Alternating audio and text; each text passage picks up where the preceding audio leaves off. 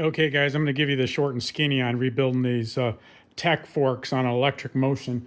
It's similar to other trials bikes and dirt bikes, but here's what I learned, and you can correct me if I'm wrong. But all right, the easiest way is I'm doing one fork at a time, so the whole thing kind of stays together, and I kind of can keep track of what's what. So I measured this before I took it apart, and that was about 8 millimeters. And then what you want to do is you want to loosen this top bracket and then crack this nut loose, just loose. Okay, and that therefore you don't have to do it on the bench with this shock trying to get away from you.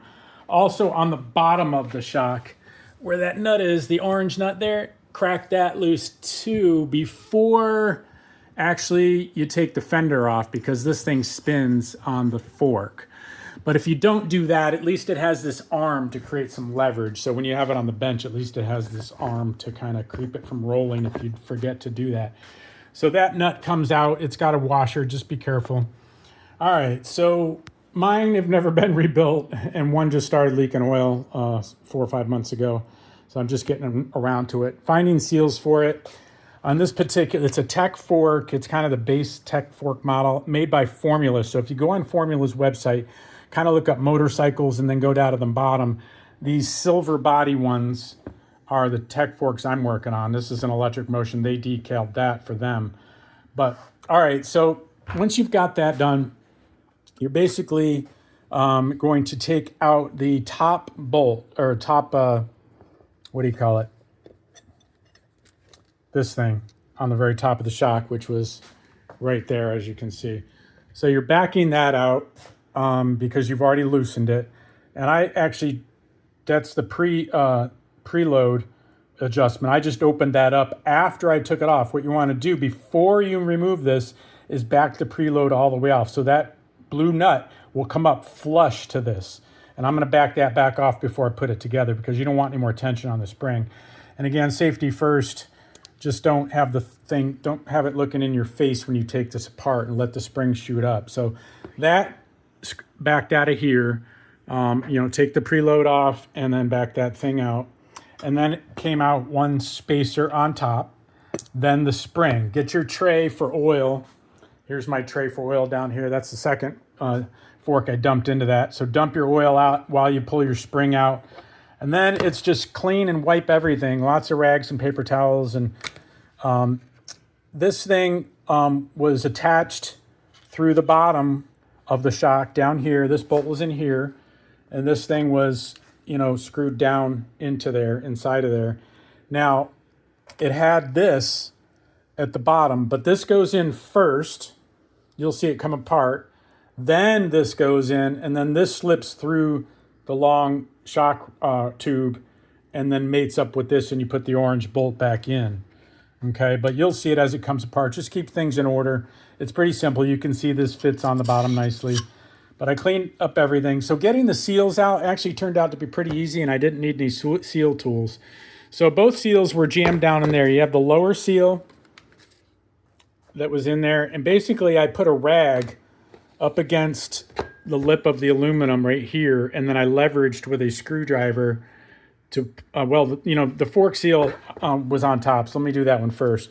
So this was on top in this position, and I used a screwdriver just to loosen it up. I use these plastic tools too, so I don't mar up the aluminum, but I actually did use a screwdriver just to break it loose, and then I went with the plastic to protect the aluminum. But I didn't do any damage. I used a dull, soft kind of screwdriver in a sense. And then the second seal is held in by this clip. So you got to just pull that clip out. It's real easy. It's in a groove that you'll see in there right there. You can see the groove. So the lower seal is removed after that clip comes out. So the lower seal, like I said, I just put this heavy rag on the lip of the aluminum, and then I leveraged it out with a screwdriver, and it just popped right out. It actually flew across the room, the last one. But so then you just are cleaning the heck out of everything, down in the tube, get all the oil and grease out. I cleaned this groove real good where the seal was, and I actually put some aluminum polish in the last one because it was a little rougher. This one seems to be clean enough, so I might not polish this one. But anyway, so going back together, they talk about protecting the fork seal, the new fork seals and everything. So here they are. I'll show them to you here. These are green ones this time because I went with the SKF. Apparently they're better quality. And so you don't want to tear your new fork seals up with the sharpness of this tube, but for some reason this shock's a little simpler than most. I watched a video and he was protecting it with condoms and this and that and grease, but realistically I was able to put these seals in right away without assembling anything else. And then if you look at the bottom of the tube, it's tapered off and nice and smooth. That is the part that I was shoving through the new seals after I put a little fork oil on there and loosened them, greased them up nice. So there was nothing sharp to damage them with, because the way this one assembles is simpler than I guess to others. So I was able to assemble it, seals first, and then this thing in, then the tube, this thing in, then the tube, then this thing, and then put my bolt in, and I didn't tighten it down, but then I was able to shove this whole fork tube in on the dull side, so there was nothing jagged catching these.